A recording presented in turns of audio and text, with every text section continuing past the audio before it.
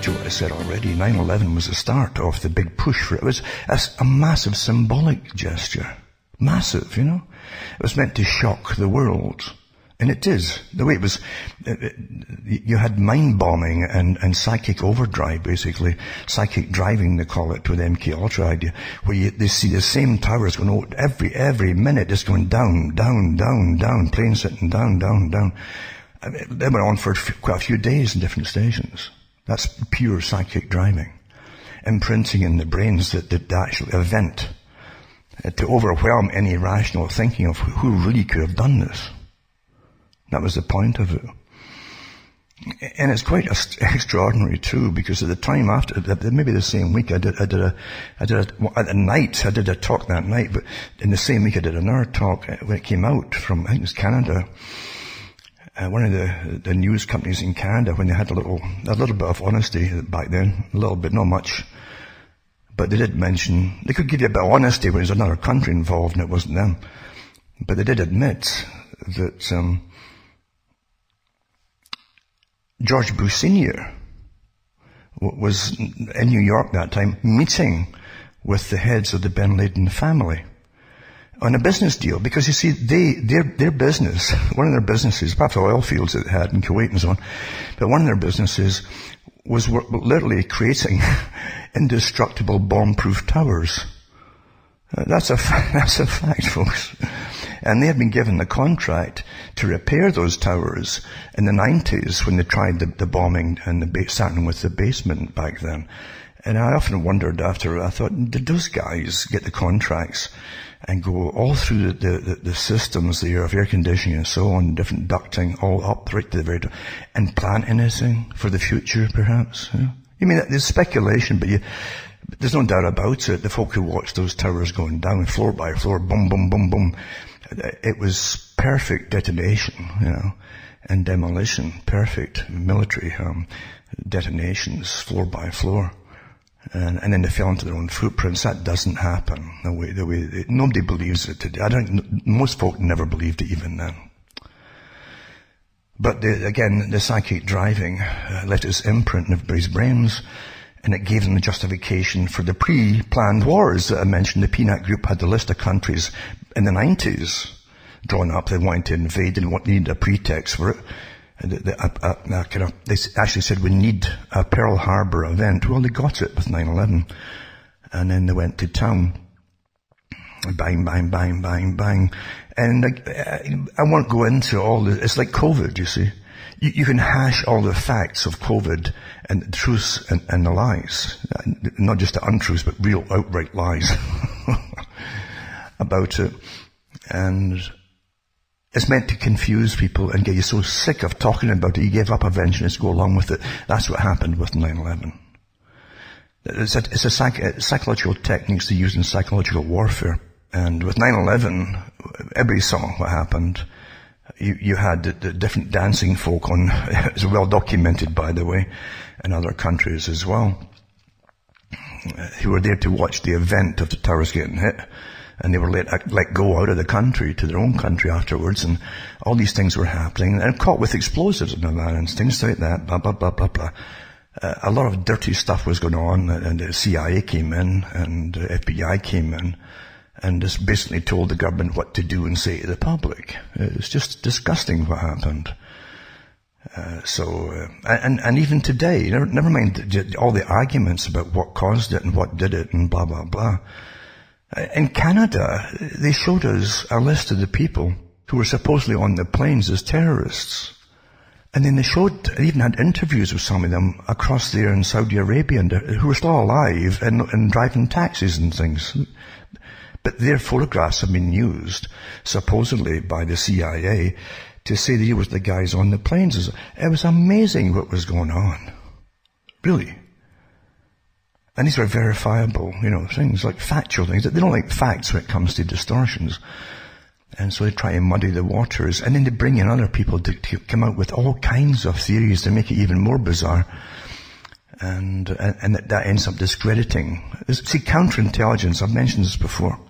If you stick with intelligence, facts, you see, hard slogging to get facts together, you will get people who come out who immediately are elevated by mainstream into the limelight as some kind of leader.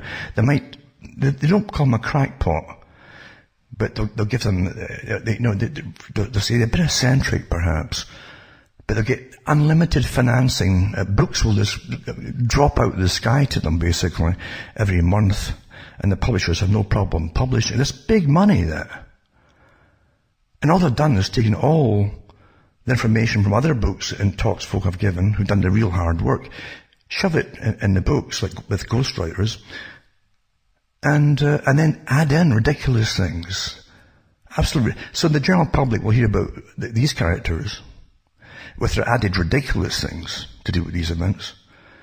And if you mention it down the road again, even if you're one of the founders of information, you get lumped in with the other one that's well known now because they've had so much publicity. That's called counterintelligence. It works awfully well to discredit the real factual, real hard workers that dig it all up. That's a fact. Happens all the time, guaranteed. It's always been that way. And that even goes way back to even Aleister Crowley, Aleister Crowley had ties to intelligence service. Intelligence services are incredibly interested in psychology and behaviorism. The CIA funded all the guru organizations of the 60s and 70s and brought them over to California and places like that. And studied it all, the youngsters throwing themselves and bowing to these folk as gods, because that's what a guru is, you see. And studying it, it was amazing. It was even the same thing with the Jonestown idea too. CIA guys were all over that place. They're organized, studying how you can make people do things they shouldn't possibly ever do. Big crowds of them. And a lot of it's been admitted now, and you had the same thing too with Charles Manson. The FBI were all over the place, the place people lived before, his camps, and with cameras, and folk going in and out to record someone and stuff, and even do videos and so on. This is all recorded. Amazing stuff, really. Ronald Reagan, when he was the governor of California, gave Manson the right to go into some of these old folks' homes. I think they may have given the same thing to Jim Jones too, because they said that they could give them, they had really good positive reactions on the old folks in the homes and so on. That's what they said. So you've no idea of the behavioristic psychology experiments that go on in the public all the time, always funded from the top. Always, So never toss that out your head. But Aleister Crowley, he was actually accused at the end of, was it World War I or II? Because he was, but he definitely was like a Lord Haw type at one time, worked for the Germans at one point and got away with it. Well, you can't get away with something like that unless you're definitely belong to the Secret Service. No doubt about it. And to do it, and sexuality is a big part of controlling people. The so-called freedom of sex. You make folk slaves through it all.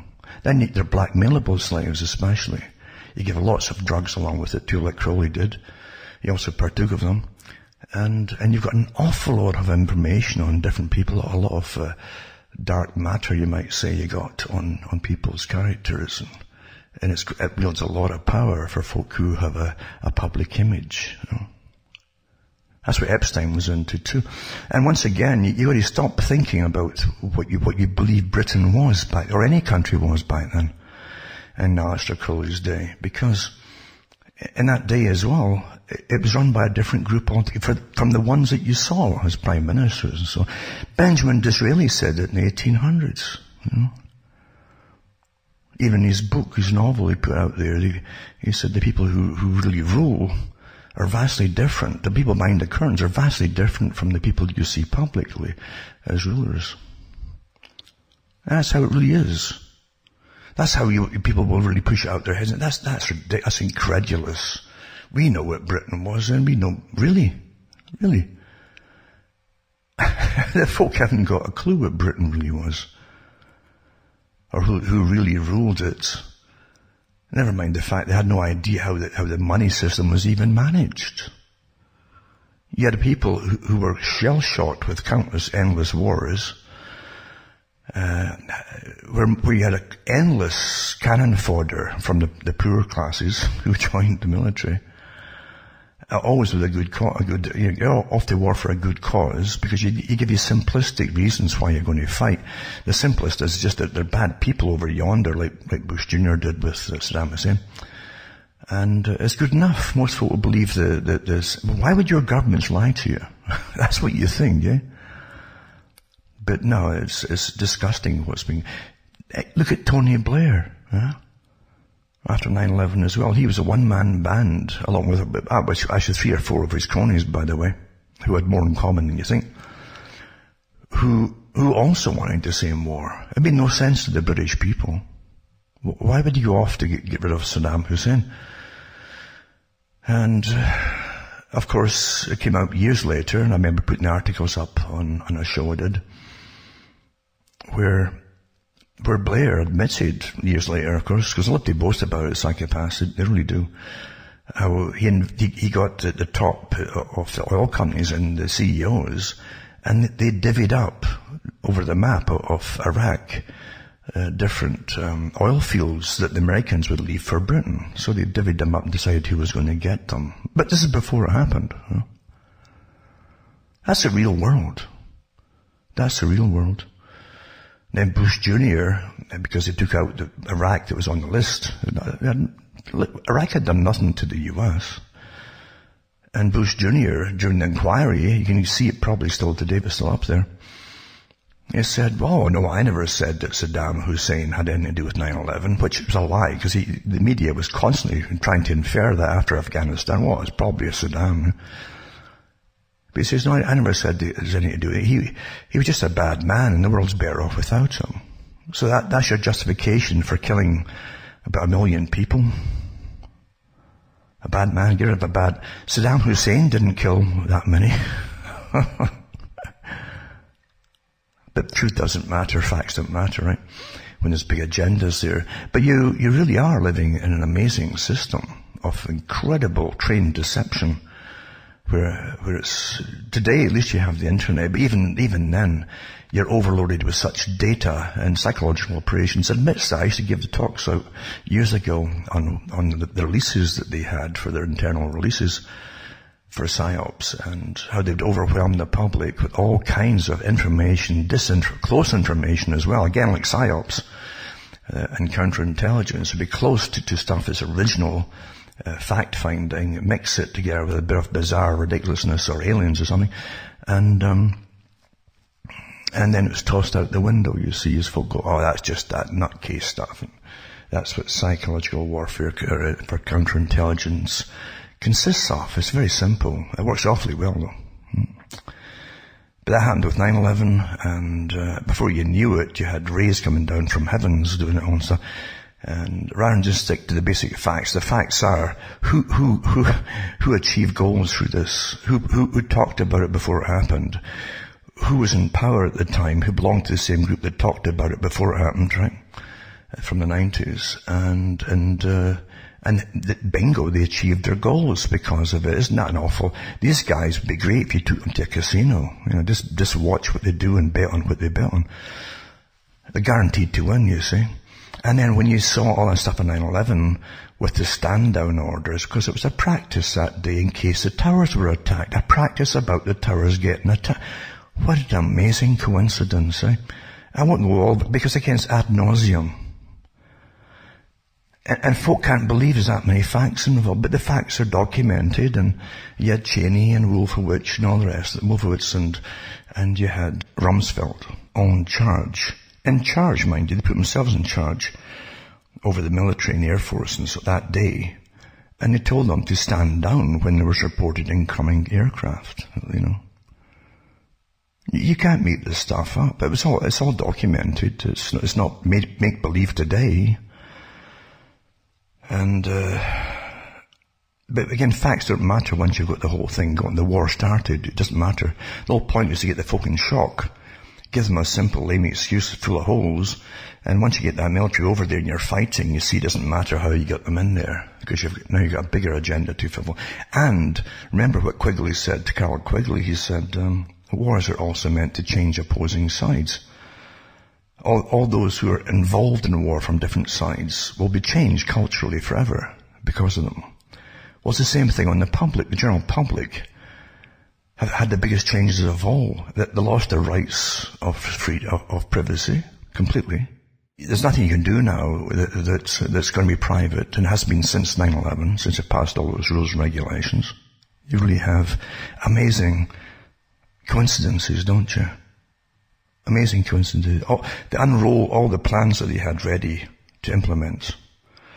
And the so-called Patriot Act, where any politician who complained about it in Congress or elsewhere was going to be declared a traitor to the country for going against it. Just not automatically agreeing with it, where the citizen would lose all their rights and privacy. And this is the second part with COVID. This is the real intensification of that. They haven't given you another 9/11. I suppose I'm sure something like that has been planned, or had been planned too, in case they came up with the COVID instead. Once they brought all the different behaviours on board, let's use psychology and terror tactics on the public to achieve the same goals. Well, what would do that? Well, disease, threat of being wiped out by unseen enemies, the disease. It's even better in a sense. It really is. Because most folk believe what they're told. They can't believe they're getting lied to. And just like 9/11, all the disinfo folk come in afterwards until you got so much information of all kinds. Most folk eventually will collapse with it. That's part of the intention. Some of the PSYOPs manuals talked about it with 9/11. How you'd have to bring out different people with different points of view and until the folk would crumble with all the different answers that were out there and give up and switch off and just go along with the authorized statement on how it all happened. You see, that's what happens, and that's what's COVID's going as well. I guarantee you. You wait and see, and have overload of data. That actually said that we can overload the people with data on their social platforms until they just give up as well. Have them all fighting with each other. Oh, no, this particular virus does blah, blah, blah, and so-and-so said it does blah, blah, blah, and you get them all arguing with each other, you see. Never knowing that a good part of the time you've got people like the 77th Brigade of cyber operatives on the internet. Paid literally like a battalion of cyber warriors who are out there all the time, thousands of them. And I gave the articles out a few months back, and even a few years ago too, about the group that were involved in attacking anybody on the internet, using all kinds of tricks, bots and real people attacking you in cyberspace. And just twisting your time until you ruin your, don't answer anything. I don't even bother with that kind of stuff like Twitter and all that kind of, because it's pointless. They admit that they bombard folk until the folk are driven crazy, thinking it's all real and real people, and that maybe there's something wrong with me. They'll pick a chink in your armor and get in there, and then they'll destroy you. That's the technique. This is happening, folks. With the COVID warriors are out there now, paid for by your tax money, right down to the Event 201 and so on. They went through this during their exercises, how they would attack people who would disagree with the coming disease pandemic, right? The coming one, they just knew. And different stage, 1 to 5, I think it was, of implementation. The first is just to try to counter them with people who would appear to be against them until you would just change your mind. Oh, maybe they can't all be wrong, so you change your mind. That didn't work. You go to the next step. Then the third step, you start fining people for putting out disinformation. And the fourth step, censoring them off the internet. That's where we are right now, And also basically imprisoning them in the next step down there. That's where it is. See, in prison is too fascistic, you see, especially right now. They don't want to be so overt about it. But you're going into the same system as North Korea. You know, the countries that always show you that you're better than them, look at, oh, we have freedoms. No, we don't have freedom. We're losing them all. We've been losing them all since 9/11. And now you really are losing them all, because now the police are going crazy in some countries. You know that. And the police in every country will be the same way when it gets started. Especially when it's the same people, kids who are, the people who are the cops now are like the same ones that are on the streets burning places. Same generation. And the ones who are cops are the same ones that don't go in the military. All of them have been in the military. And as I say, from Xbox in the military, that was all intentional too. Xbox was put out by the military. And years ago, the companies that did the programs for all these different video games for the children, for war and so on, were actually part of the military-industrial complex from DARPA and so on. And they worked with the Japanese and funded them too. All well-documented stuff, not conspiracy stuff. It was documented, admitted to. Programs that were designed to desensitize troops from killing people, because people don't normally kill folk unless you're a little nutcase, you know. But people, sort of decent folk, and most people go into the military are generally the working class people, most of them, and decent people. And they found out, going back to the Civil War, studies, it shows you how we're studied through everything, eh? But the Civil War, an American Civil War, they found out that maybe for every person who actually shot enemy troops, actually shot them to kill, there'd be 15 to even 30 and alongside them who wouldn't. They'd fire in the air a bit higher or whatever, because it's not natural to just shoot, especially when you don't know them, you know. I mean, they've done nothing to you, generally. And so from then on, they've had all these different techniques being instilled in troops to make them more deadly and efficient, because their job is to kill people. And so they came out with these Pavlovian techniques of just instinctive shooting to kill. And video games have been the most successful of them all. And they admit that with all the studies, they're very successful. Because the children don't see the characters as real living humans, but close enough so that if they're given a gun in their hands, they will shoot the same way, you see, at the person, instinctively. There's nothing out there that happened by chance, nothing at all. So they become the military, or they become the police. And that's where you're getting such itchy fingers now with the cops, you know. And some places in the US, you can't fault a lot of them, because I think anybody would be nervous going to some of the neighborhoods today with the incredible drugs and problem that again, it's all intentional. Huh? Put it this way, hey. Think about it. And some articles I'll touch tonight to do with your contact tracing programs and apps and all that. They're showing you already that they know who everybody out there is. They already know every opinion you have in your life about anything and everything at all. There's nothing about you they don't know. Who your pals are, what you talk about, what you chat about. They don't waste money on you. It's all done with algorithms daily, and certain ones or programs are set for you. We're all on them. And so, you think about it. You have no privacy. They know your very thoughts. They know how you'll behave in certain situations, according to the Pentagon. And no doubt the FBI gets the same stuff sent their way as well.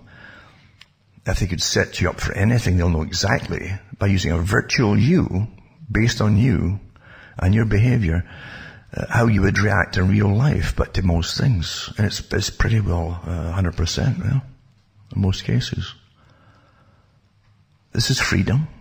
This is freedom, eh? So you really think, with all that data and information, the same people couldn't have stopped the war on drugs, stopped the drugs if they wanted to. There's more drugs flooding into the country than ever before. But again, we've had the exposés before as well on the drugs. Well documented of who was behind it. Again, you had the same big organizations, what you call your intelligence agencies behind it. Part of the same big cabal, again, that works with other cabals in other countries. But personally, I think there's just one big intelligence service now. And again, you have the mega group as well, who deal with all different money systems across the world. That's the real world you live in. But yeah, they couldn't stop that. But they know if you were going to do something tomorrow that they don't want, they could stop you instantly before you were out the house. You know, they come and arrive to. I understand you're going to see so and so to do something. How on earth would you know that? Well, we predicted it. You know? Minority Report, eh? And they nip it in the bud before, unless they wanted it to happen. Maybe they might even have subconsciously, you know, through other techniques suggested it to you. You don't even know that. Whatever it is you're going to do. That's how perfect things are today. And going back to near the beginning of my talk, I mentioned that someone had sent me, a driver, with some experiments. They were done and shown on, I think maybe the BBC in England or something. And it was to do with electromagnetic energy being applied to people's heads. You can touch the head, you don't have to touch the head actually with it. Well, we've already heard about the carbon helmet, and of course, Professor Persinger, I've talked about him over the years on and off, who was right into this kind of stuff on a bigger scale. Whatever they show you, they're way ahead of it in the military applications of these things. But on the basic show on television, the idea was to show you that how good this equipment could be for altering certain problems, like perhaps neurological problems in the brain, or even forms of epilepsy. That was the idea behind it. This low-level expose that was shown as to be wonderful, you see. But the guy, the interviewer, gave himself as a guinea pig to the people who had the little gizmo, little gadget. It wasn't very big machinery, you know, very compact micro machinery of equipment or electronics. And they put near his head this little thing, and they literally hear it zapping. It doesn't have to. You won't generally hear these things at all if you don't want to hear anything. But you could hear it click, click, clicking. So he was asked to repeat a nursery rhyme. Mary had a little lamb, and he was doing well, and then you hear it going click, click, click, click, click, and then you'd see his eyes kind of blink as this thing affected the nerves around his eyes, as an example. But in his brain, he just stopped dead. It throws you off your way of thinking. Well, the deeper application I've found from the military side of things, and there's lots of information out there, you know, on this, the applications of electromagnetic energy to disrupt the patterns of thoughts amongst people. I remember years ago when the HARP idea was going on, and of course the massive project in Alaska at the time, where they had arrays and arrays of for creating standing waves from the ground up to the ionosphere. And it was the Air Force, I think it ran it, the US Air Force at the time. And they even put out documentaries in Canada trying to make it almost comical. Like, let's go up and talk to the cleaning lady who just said, well, there's nothing much going on here, and this kind of stuff. But they did do an interview with a guy who was a public relations propaganda expert for the military. And he was dressed in a suit, so he was like an approachable guy, and oh no, he says, there's nothing terrible about what we're doing here, just experimentation. So they spend multi-millions, maybe billions, on this big array, it's complex, and a few acres of ground, where they could create incredible standing waves that could give you the northern lights if they want to, because it hits the ionosphere. But they can also use this to superheat parts of the atmosphere as a weapon if they want to. But on a secondary carrier wave, they could actually interfere with the human thinking.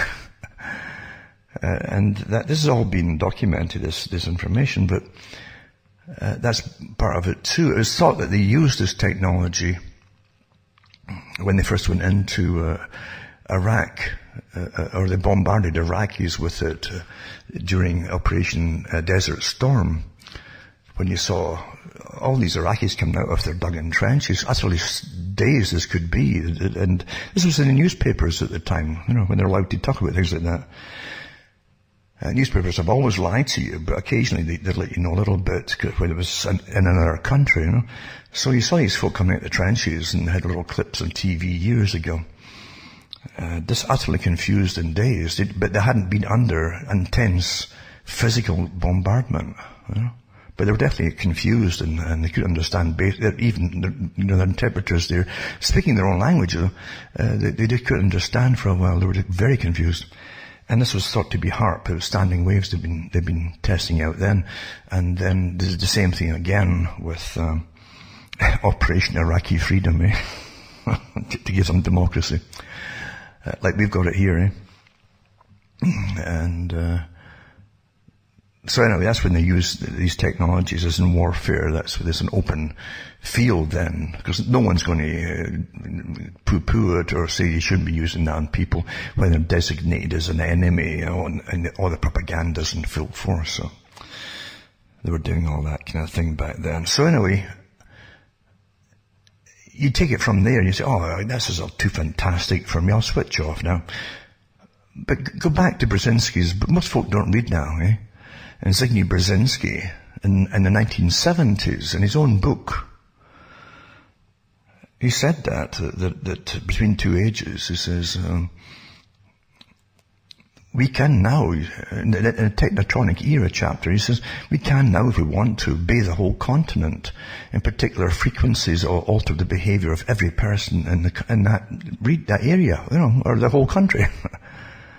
Well, take that back to where you are now with the standing waves, and you don't need Alaska for it. They've got portable ones all over they've got an array of them, by the way. If you've been looking to the HAARP projects, that an array of them, it's built up in different universities across the US now. They can actually get together on certain nights and beam these standing waves up collectively, meeting in certain parts of the sky, causing standing waves, and also bouncing off the ionosphere, and they can just like a mirror, they can actually direct it to where they want it to come down and hit.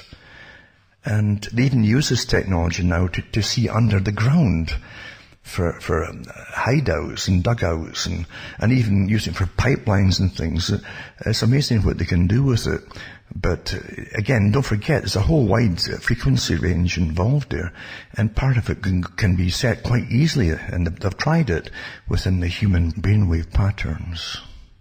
So getting back to this little demonstration of the wonderful little portable thing that they had, that was meant to help people in the medicine. This is what they said. They can make you completely lose your pattern of thinking. And that was, again, tied right in with something I'd already watched and read before about a technology which they said that they already had too. They tested it out after 9/11, and the idea, once again, was to try to figure out what folk were thinking. And they said if they could just, don't forget that every thought that you have goes into electricity, and it's transmitted to different parts of the brain very fast, and that's how you can use your muscles, your mouth, and all the rest of it to vocalize what you're thinking, etc. But also, and you've already seen exposés that came out of the equipment. Unlimited funding in research and development under terrorism, anti-terrorism, after 9/11. That's why they love these things. And it's all your tax money guaranteed to be paid by the government, whether it works or not. And they showed you people who are looking at certain things in front of them. And then they showed you these gadgets that were directed at the back of folks' heads. And they could actually reproduce what the person was seeing by tapping into the occipital energy from the occipital lobe at the back of the head. And it was pretty good. It was a bit fuzzy, but you could absolutely tell what they were seeing, Well, it's understanding the language of, I gave a talk years ago, before it even came out. I said if you ever could tap into the language, you see, of the eyes, then you could see what they were seeing. And the same thing with smell, from a distance. It's all language, different languages and different types of languages for different areas. But thinking itself, can you imagine now? And then the idea was when a person was thinking about something, and a computer was set up would be reading this in real time, what you were thinking, at a distance. If it didn't agree, if it's already programmed to attack and change certain thoughts on certain topics, it would catch your thoughts basically in midair and transmit them back to you with alterations until you'd say something and you'd say, oh, I didn't mean to say that, but you say it anyway. Or these techniques are out there. These gadgets are out there. Eh? Absolutely. So when it comes to electromagnetic interference with the brains, that's a weapon. It's a tried and true method by the military, and they do have much more portable machinery they can take on backpacks, right down to even pocket ones, by the way. So all this stuff that used to be sci-fi or probably get locked up and put in prison about, or in the loony bin about, are actually there. And we live in an amazing time because for a long enough time, this kind of weaponry was you would get locked up if you mentioned that, oh, that's madness, that's impossible. Until revelations come along down the way with news articles and science magazines and talking about the fact that the military had experimented with microchipping people before. And then you had DARPA who came out with it, that they were leading investigations and to help in quadriplegics and things like that, just putting these little chips in them, and then remotely you could maybe help to reestablish connections in the neurons electronically and get them to move their arms and legs remotely even. Well, why would you have to even do it remotely? Well, unless you're testing it out to do it on people that are not paraplegics and so on. A paraplegic would like to think about do it themselves. And his own thought or her thought should make it happen, but not you remotely, That's a different thing. So anyway, we're tested on all the time, and a lot of the stuff never exists. But people were put into loony bins back in the 70s, 1970s. And before, when most folk, even in most countries, working class, hadn't heard of computers, or if they heard about it, there was some big machine they saw in a movie that was 6 feet tall or something, with big tapes going around, a bit like a big tape recorders. That's what they used to show you. But as far as micro components went, they supposedly didn't exist.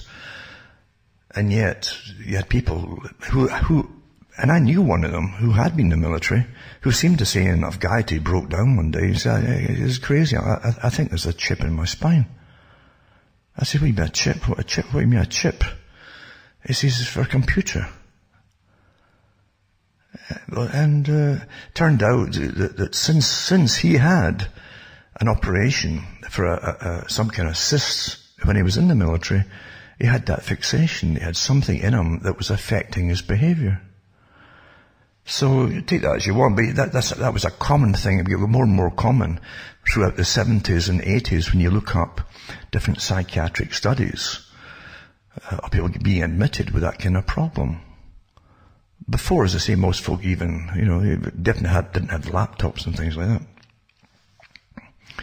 So things are always tested out years and years in advance before the public ever hear them. You look at the old technology that was used in World War II for communication and for even not just night vision like infrared and so on. But you find that the Germans, they still use for sniping, or they did anyway, sniping and camouflage for NATO troops. German, old German, training movies made for the military, before and into World War II. They had the most advanced, they hadn't really improved upon it.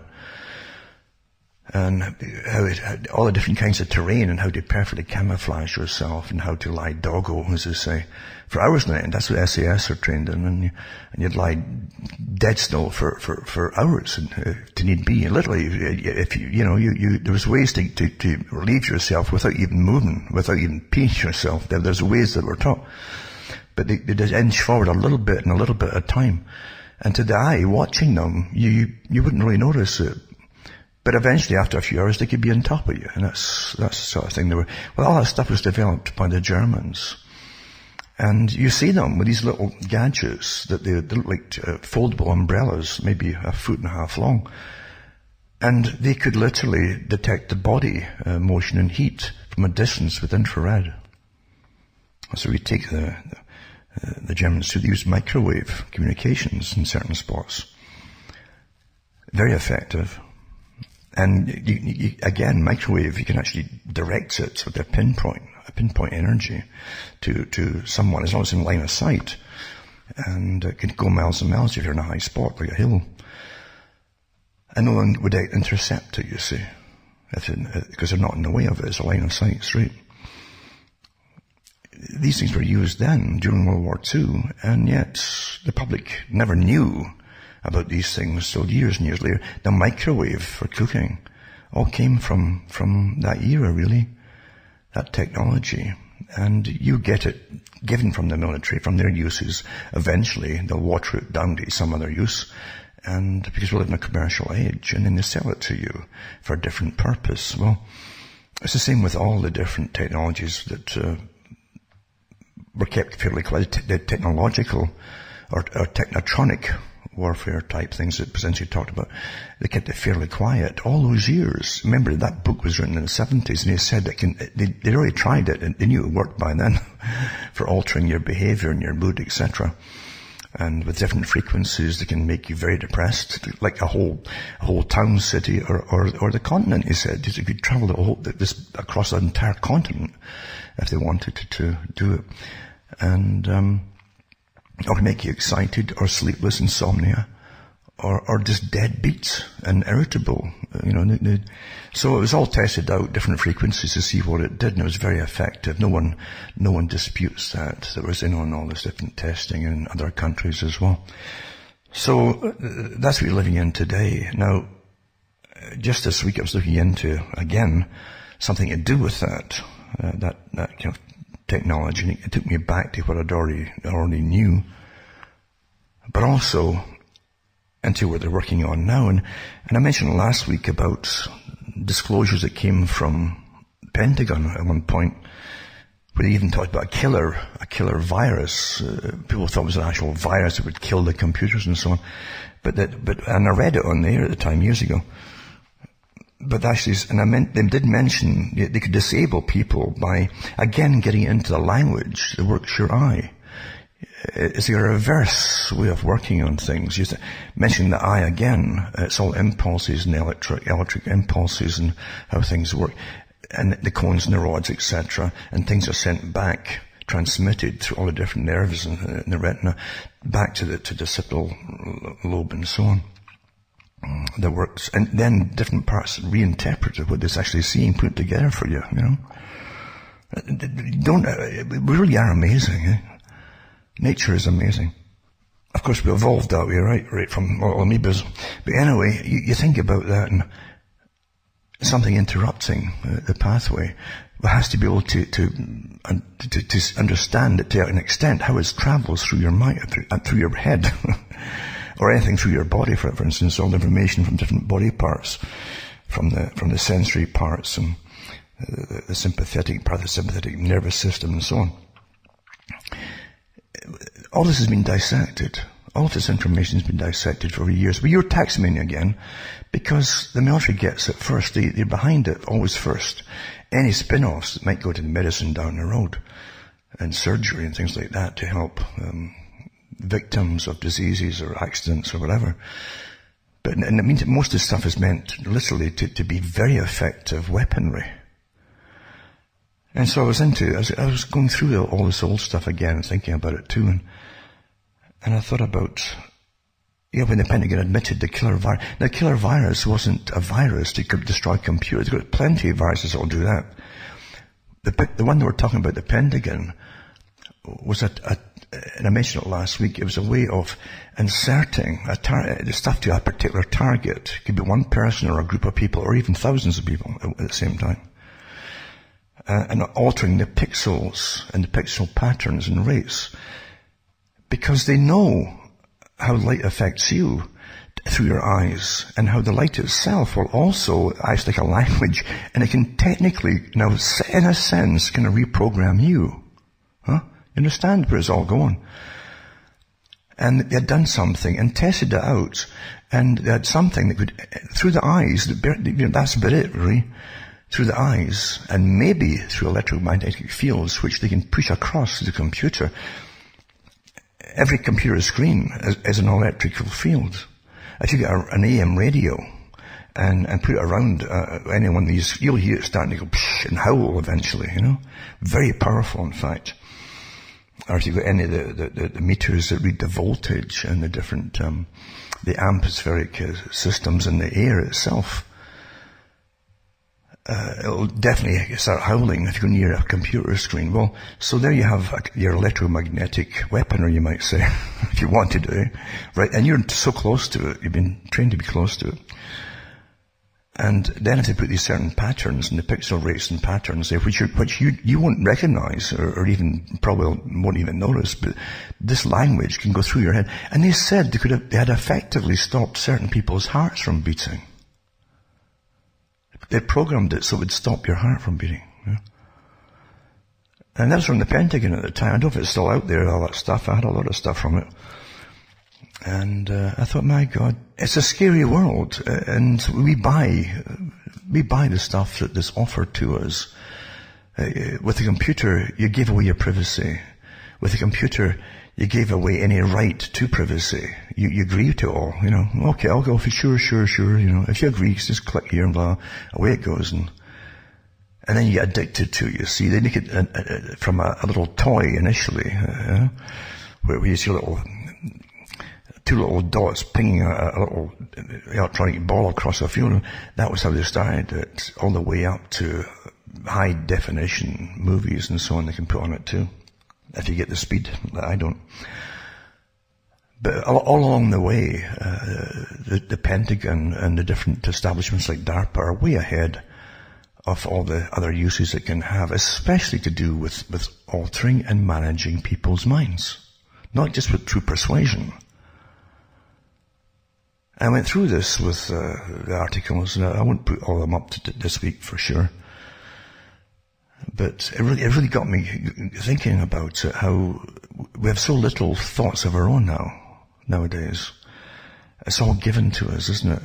And then the behavior of people that have high definition television, again, like last week I mentioned, how the alpha, beta, and theta waves and so on, and how you can get put into a hypnotic trance very easily with the high definition. No doubt about it. You folks, they've done all the experiments years ago before they even gave you the darn thing. And they know exactly what it does. And so you're far more suggestible than you used to be. That was bad enough with the old TV sets. So now you have, you're really highly suggestible, and that really does make a difference when you see ads or promotions to make you think something or believe something, etc. It's far more effective, definitely. Plus you have the better types of psyop techniques used upon you as well. Like that, there's a university in Arizona that's one of the heads for the military and for the Pentagon.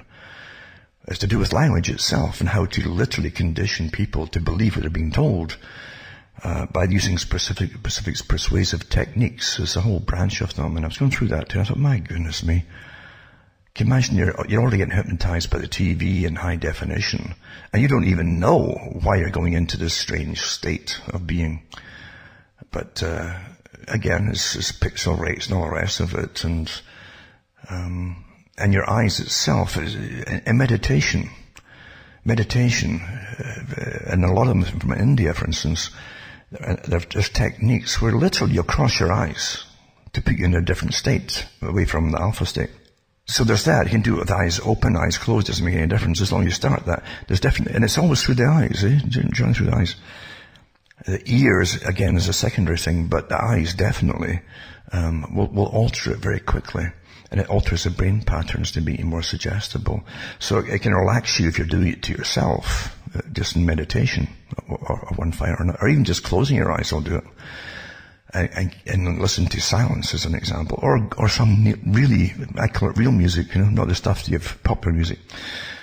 But these things are all workable. So you get a TV set there, and once again it's the eyes. And then when you see a high definition TV set, everything's in perspective. Everything's close is perfectly clear. Everything's far away is perfectly clear, all in the same view, which your eyes don't normally do in real life, you see.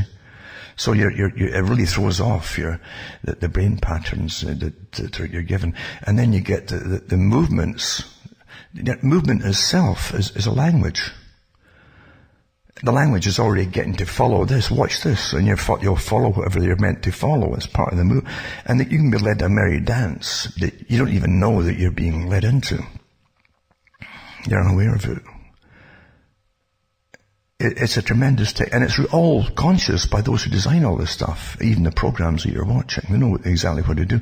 But the words again, you've got professors getting millions of dollars a year each in some of these universities in the States from the Pentagon to persuade you to do things or accept things or disbelieve things without critically thinking about them. Or if you do critically think, they'll convince you very quickly that you're wrong. Not because they're giving you more factual information or provable information, but by techniques which persuade you that you're simply wrong. It's amazing the sciences that are out there now. It really is.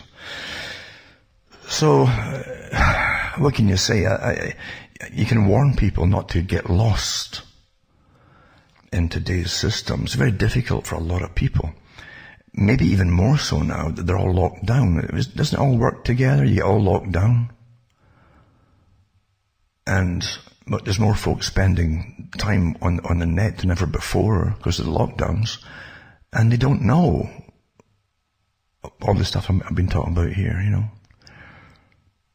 Look at all the different companies out there now and providers and even the browsers. You saw Mozilla representatives. I'm sure the other ones were at the meetings for Event 201 and for the Vaxxed group. We're for vaxing from Europe and so on. You saw representatives attend them, admitting they're all on board. This is before it all broke out, right? The COVID idea.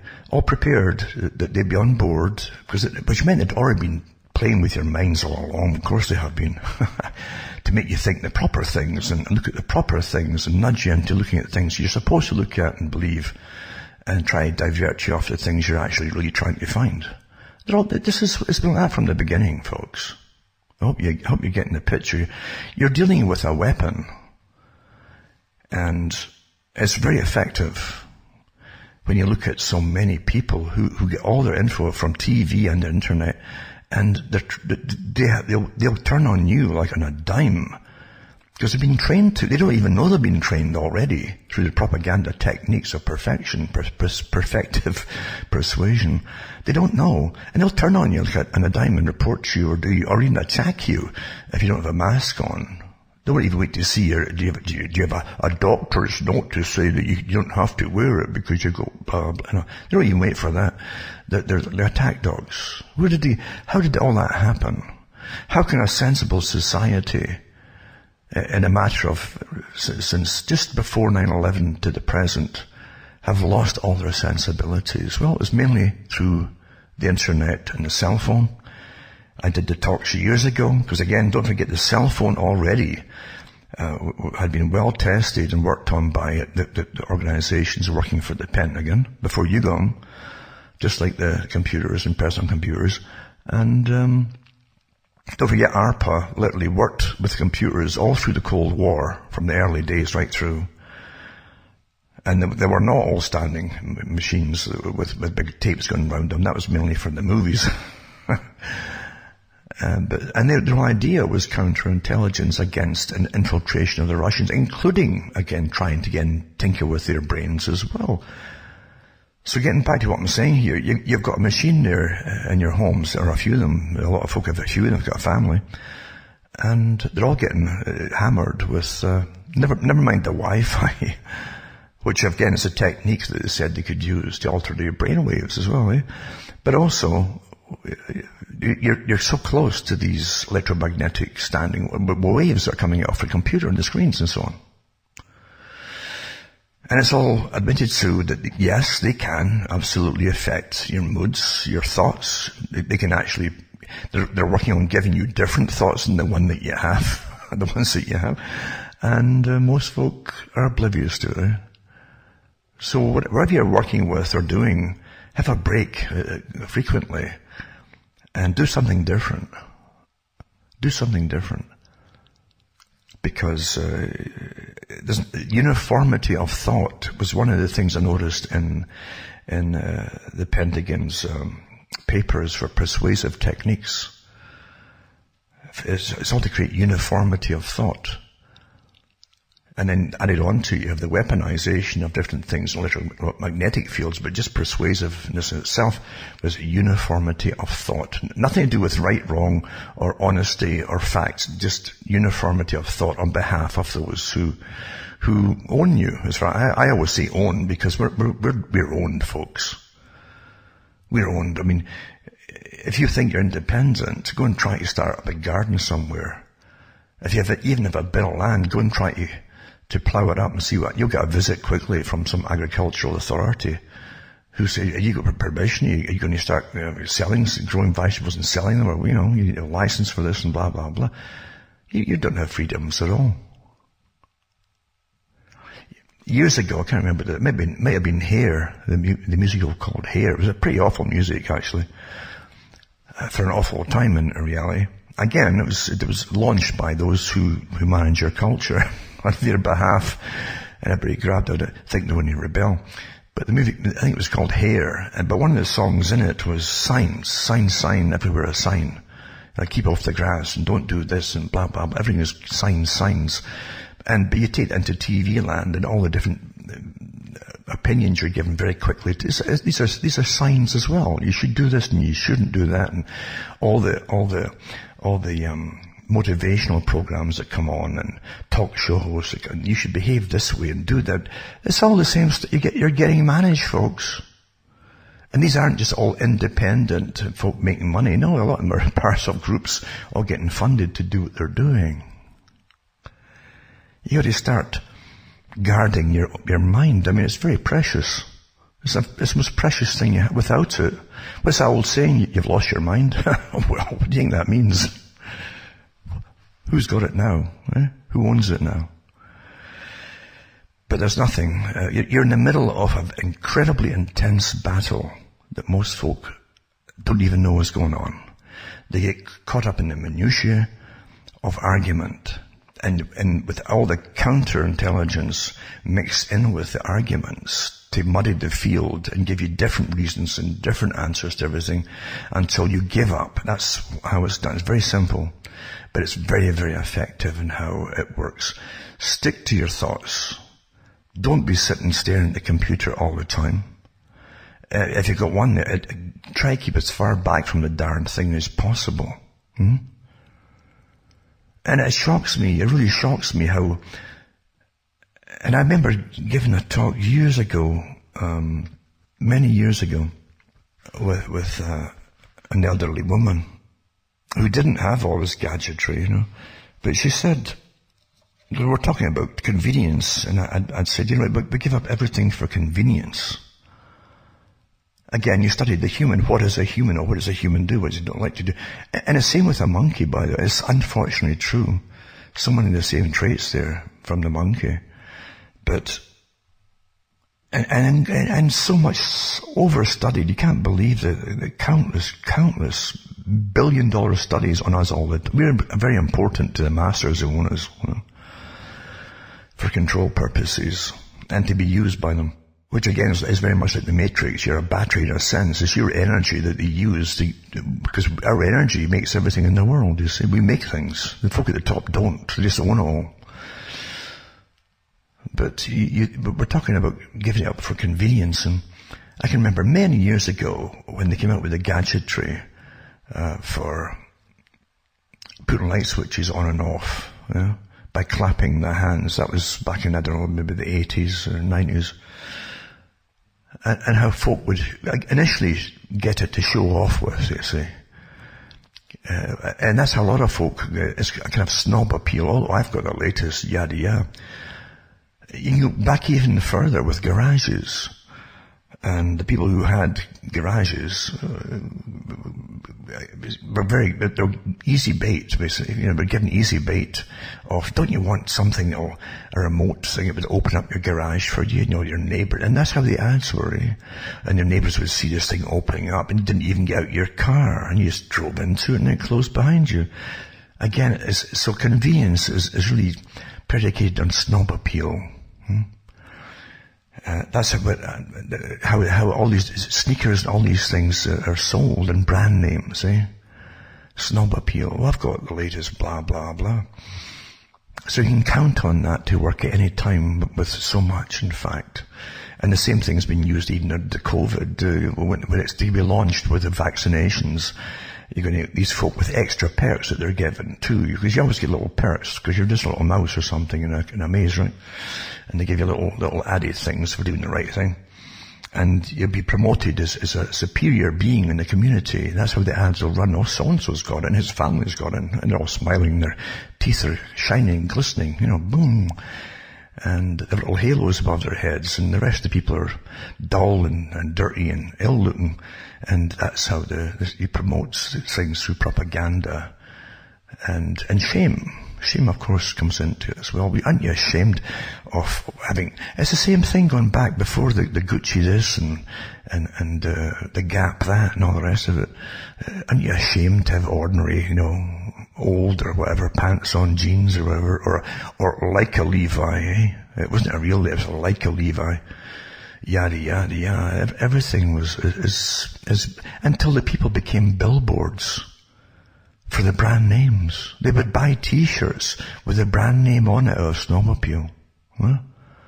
We're awfully predictable, and it's terribly sad, this drive to, because the ones who lead the pack and say, oh, I got there first, oh, I spent $100 on this t-shirt because it's got so-and-so's brand on it. Eventually, with all the knockoffs, it becomes passé, because everyone ends up having it, right? But by that time, everybody's got it. Conformity, conformity. Same thing with opinion. Same thing with everything. Is conformity. Where does it say the pen again? The whole idea of persuasive techniques is to get uniformity of opinion. Conformity. Are you starting to get it? Even in Event 201 and in the one for the European Union group that met, and I put the link up there for that too, before that, where the same characters all met there as well, We're for Vax, etc. And they had the Mozilla and all the rest of them there. They talked about that too, how they would put money out under the usual channels of giving money to writers for dramas and things to insert it in their series and things that you normally watch if you get addicted to dramas and serials and so on. They would put in the little quips here and there until you'd hear the thing from 1,000 different sources, and you don't know why you ended up with that opinion or on some product or pro-vax or something. Huh? Well, it's all done to you without you even... Your guard is down, you see. Because you're not critically analysing and thinking about something. When your guard is down, you're getting entertained, eh? That's what you think. So there you go. That's a part of the talk for tonight. And it's spontaneous again, because I don't really plan what I'm going to say off the bat to begin with. I'll go into the articles later, if I've saved them at all.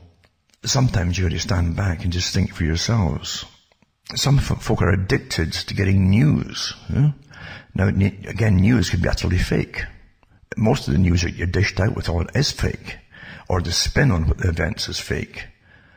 Or the take on it is fake. And what you're told to come away with from the articles is often fake as well. There's the one in Australia about the one in Brisbane, where literally it says, thousands of folk, anti-maskers and so on, all descended on anti-COVID people, descended on this park, and the police had a tough time. But all you saw was an army of police and a handful of protesters.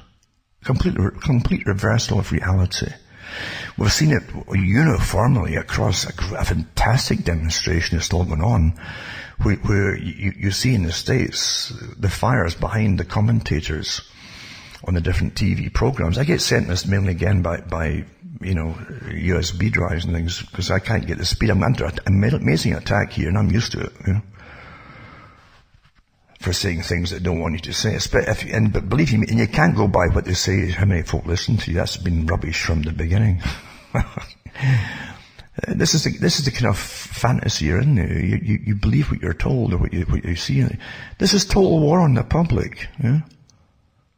Total war. If I was saying the same thing as everybody else is saying, whoever it happens to be, there's all these millions of folk watching them, but if you're seeing the things that are contrary, with evidence to what they're telling you, then, he's only got so many hits a week, folk watching them. It's all farce. It's the star-making machinery you still live under, remember. Do you look at those film stars and you think they're any different from stacks of hundreds and hundreds of others at the same level as themselves? No, they're picked up for other reasons, and they'll give their heart and soul to Lucifer, put it that way. But the star-making machinery is what makes them stars. It's the characters who decide that they're going to invest in you, not because you have special talents or skills. Most of the imagery about you is fake. It's just made up fakeness, but it's very persuasive to the punters that follow it. And it's the same with internet. Of course it is. Of course, absolutely. I said years ago, be careful about leaders. Whatever you think you're into or what you're protesting, they'll supply leaders for you. They always do. Always. And even when you get the clues along the way, most folk will still disregard it and fall for it all. You'll find they're always well funded, well promoted, even through mainstream media. And don't forget too, even bad news about them is still propaganda. It's good news, eh? All news is good news, Barnum, P.T. Barnum. When it's about you, eh? And that's how it's done as well. All these techniques are well understood. But it comes down to it, as I said way back in the 90s, you start learning no. And I'm glad to hear folk repeating that now. They're going through my old talks on different shows and saying it. You start learning this with the smallest word in the language, which is no. And start saying it. We like to get along and be happy and be congenial with people. You got to stop that and start saying no. Start training yourself to say no. Simple word, huh? You don't have to back it up with it. Just say no. And that's it. Don't fill in some question, but why won't you go along with it? What's wrong with it? Why did you say no? Well, you fill in this form and let us know. So they could find a way to get around it. They actually do that, eh? Same with voting, or why wouldn't you vote for so-and-so? And they have all these different questionnaires, and it goes off to universities to study it all. And they use taxpayers' money and the students to do it all. Then the corporations actually put it into effect and use it all to persuade you to get around all the objections that you had in the first place. Same with the vaccinations they're doing. Why won't you want it? Why are you cautious, as you say, cautious about a vaccination? So they get around it all.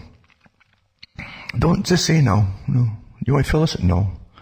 Don't do the clicking on all the different stuff on the internet, because that's how they're sussing you out. What you're for, what you're against, why when you go for this, blah, blah, blah. They got you all pegged. It's just amazing how folk will do it. Getting back to convenience, so, from a light switch. I remember as a doctor, was it a Professor Warwick, I think his name was it Warwick University, I can't remember. But he did shows years again. They brought the star-making machinery through, make him into a star. You see, they always give you these guys they want you to follow. Oh, he's clever, so I'll follow him. And so this guy eventually had his followers after a few years. He said, "I'm putting a chip in my arm, and I won't have to press a button to open my garage door." He says. I can just really think or something. I can't remember what he said, how he did it all.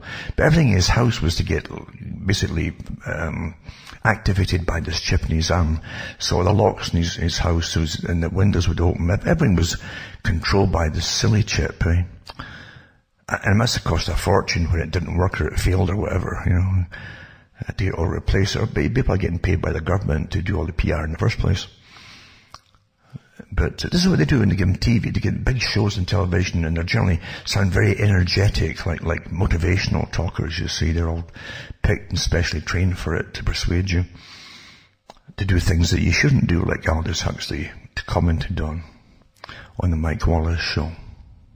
You're being persuaded with all the time with professional techniques that you don't know exist. It isn't just someone who prattles fast. That's part of it often, not always. But it's also the star-making machinery until you start following their opinions on things. They've been doing this since the days of Einstein. Well, Einstein's talked an awful lot about politics and something else, by the way, but seldom about science. Well, I'll follow his opinions because he's a bright man and it must be better than mine. Take me to your leader, eh? So you're living in an amazing morass today of warfare. Most of the warfare is to do with your thoughts and against your thoughts, to persuade you to do other things and to conform with things which perhaps you shouldn't. Huh? Perhaps you shouldn't. And now they're going to convince you to take a shot. And people will eventually, most will go for it. I know this. They know it. Because I've terrorized the public so much. And the folk who tune in every night to get terrorized. I mentioned this. This is well understood with horror movies. Even the most awful horror movie, if there's nothing else on, a lot of folk will sit and watch it at night, you know. And even though it's rotten in a horror movie, it's a pretty bad script, and it's like a repetition of so many other scripts, eh? If someone's getting chased, as an example, look at how many movies they made through the 90s and afterwards. You know, 4 students get in a car for the weekend off to the country for camping, and horrible things happen. They're chased by a monster or a crazed person or something. It's just so repetitious. Or a supernatural thing.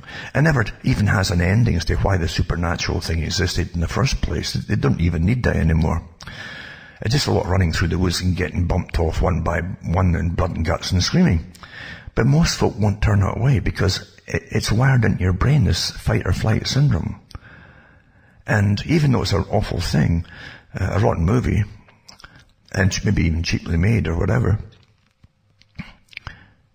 and you know it's a rotten movie, when a person's getting cheated, you generally won't look away because you identify subconsciously with the person in the movie. Isn't there? So the woman will identify with the woman generally, and the guy with the guy generally, and they run through the forest. Well, that could be you. And if you turn away for a second, something might happen. So you'll lose your train of thought, and the thing's going to eat you. It's going to get you and eat you or something like that. So you'll stay and watch it to the bitter end, and then at the end you say, what on earth did I watch that for? Eh? It's because it's nature. It's nature. Huh? That's why you do it. So it's well understood. Well, these techniques too are used every day now on television for folk who watch the news. They tune in for their daily dose of terror. And it's called terror by the ones who give it to you, by the way, who make it up. It's to create incredible anxiety to me, conformity, uniformity. And so you'll go along with the flow. With each nudge you get to conform along the way, along the path. And that's why it's done. And if you don't tune in, you might miss something, just like the horror movie, that'll save your life. That's what it's all predicated on. Yeah? You're well understood, hope you understand. And the evil characters who are paid using, again, your tax money to terrify you is disgusting. Absolutely disgusting. When they even put circulars around from the group, from the subgroup that SAGE group, SAGE in Britain, hires and uses, the nudgers and the behaviorists, not just on the net, which they control as well with the BIT, behavioral insights teams that nudge you, but also for every other forms of communication and news as well, on television. They told all the reporters to step up the level of anxiety to the public to get them to conform again. This came out from reporters who showed you what the forms that were sent. This is how the techniques to use, because a lot of the public aren't complying, they're not terrified enough. So step up this and reporting, over-report things, exaggerate reporting. Get that word, exaggerate, like figures and things, to increase the level of anxiety in the people, so that they will conform. And you understand, when you understand these techniques, you can never believe anything ever again that the government and the agencies that are reporting. You can't believe a darn thing they're ever going to tell you, if you're sensible. The audacity of it. And it's, once it's exposed, it's never contradicted. They just go on again as though no one had said anything. Conformity. And the evil, I really mean it. I really mean this, evil characters in the true sense of the word, by the way. They're doing it all. There's no other word for them. They're diabolical, some of them. Huh? Especially when you see the connections with eugenics and the organizations they belong to do with reducing the world's population.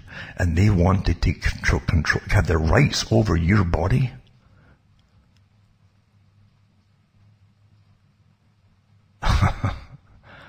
This is a horror show, folks. This is the horror show. This is the real horror show. And it is real. From Hamish myself from Ontario, Canada, is good night. I mean, your God or your gods go with you.